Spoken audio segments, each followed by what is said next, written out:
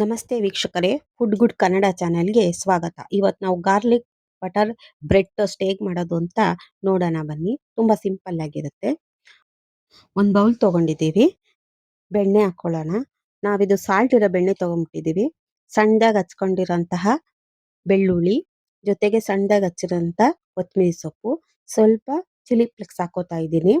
ಇದರಲ್ಲಿ ಉಪ್ಪಿರೋದ್ರಿಂದ ನಾನು ಉಪ್ಪು ಹಾಕೊಳ್ತಾ ಇಲ್ಲ. ನೀವು ಉಪ್ಪು ಹಾಕೊಂಡು ಚೆನ್ನಾಗಿ ಮಿಕ್ಸ್ ಮಾಡ್ಕೊಳ್ಳಿ. ರುಚಿಗೆ ತಕ್ಕಂತ ಉಪ್ಪು ಹಾಕೊಳ್ಳಿ. ಅಂಗಡಿಲಿ ತಗೋಬೇಕಾದ್ರೆ ನೀವು ಉಪ್ಪಿಲ್ದಿರೋಂತಹ ಬೆಣ್ಣೆ ಕೇಳಿ ತಗೊಳ್ಳಿ.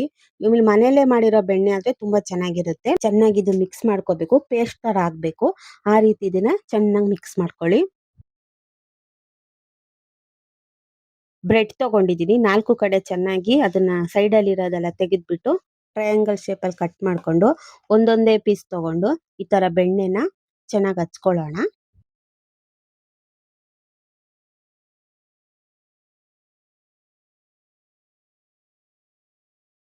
ನೋಡಿ ಈ ತರ ಎಲ್ಲ ಹಚ್ಕೊಂಡು ಒಂದು ಪ್ಲೇಟಲ್ಲಿ ಇಟ್ಕೊಂಡು ಈಗ ಪ್ಯಾನ್ ಬಿಸಿ ಮಾಡ್ಕೊಳ್ಳೋಣ ಬನ್ನಿ.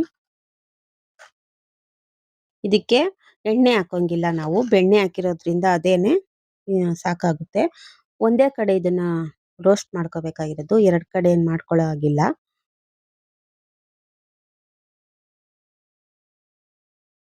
ಕೆಳಗಡೆ ರೋಸ್ಟ್ ಆದ್ರೆ ಸಾಕು.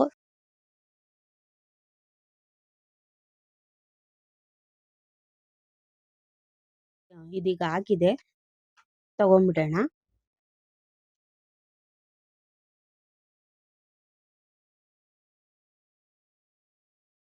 ನೋಡಿ, ಬ್ರೆಡ್ ಟೋಸ್ಟ್ ರೆಡಿ ಆಗಿದೆ. ತುಂಬಾ ಚೆನ್ನಾಗಿರುತ್ತೆ. ನೀವು ಮನೇಲಿ ಒಂದ್ಸರಿ ಟ್ರೈ ಮಾಡಿ.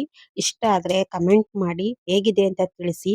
ಸಬ್ಸ್ಕ್ರೈಬರ್ ಆಗಿ ನಮ್ಮ ಚಾನೆಲ್ಗೆ ಧನ್ಯವಾದಗಳು.